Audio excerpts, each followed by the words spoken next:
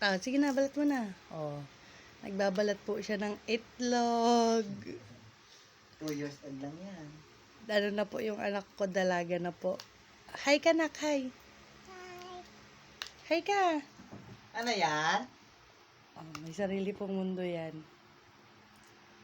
Hi ka, nak, pakita mo yung egg. Pangalawa niyo na pong itlog yan. Ilang kinain mong egg?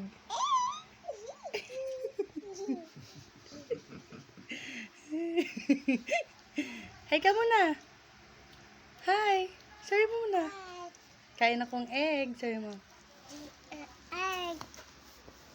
Pakita mo yung egg mo. Pakita mo yung egg mo. Ano yan?